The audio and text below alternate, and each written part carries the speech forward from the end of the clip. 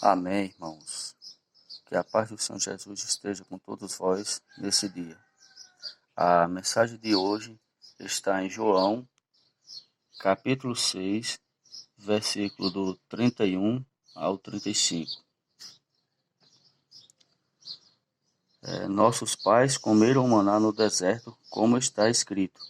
Deus lhes a comer pão do céu. Replicou-lhe Jesus, em verdade vos digo, não foi Moisés quem vos deu o pão do céu. O verdadeiro pão do céu é meu Pai quem vos dá. Porque o pão do céu é o que desceu do céu e dá vida ao mundo. Então lhe disseram, Senhor, dá-nos sempre desse pão. Declarou-lhe, pois, Jesus, eu sou o pão da vida. O que vem a mim jamais terá fome, e o que crê em mim jamais terá sede. Todos eles comeram de um só manjar espiritual e beberam da mesma fonte espiritual, porque bebia de uma pedra espiritual que os seguia, e a pedra era Cristo. Cristo é o nosso alimento espiritual.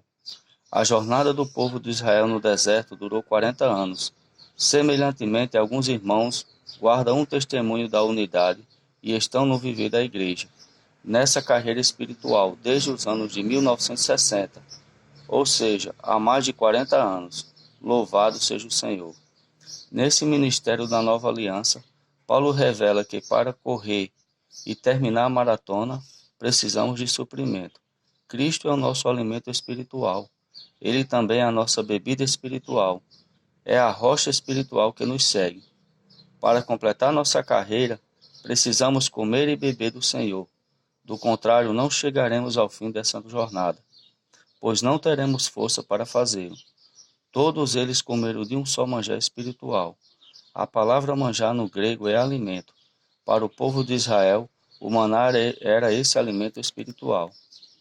Nesses versículos lemos, partiram de Elim, e toda a congregação dos filhos de Israel veio para o deserto de Sim, que está entre Elim e Sinai. Aos 15 dias do segundo mês, depois que saíram da terra do Egito, toda a congregação dos filhos de Israel murmurou contra Moisés e Arão no deserto. O povo de Israel era especialista em murmurar. Disseram-lhe os filhos de Israel, que nos dera tivéssemos morrido pela mão do Senhor na terra do Egito, quando estávamos sentados junto às panelas de carne, e comíamos pão a fartar.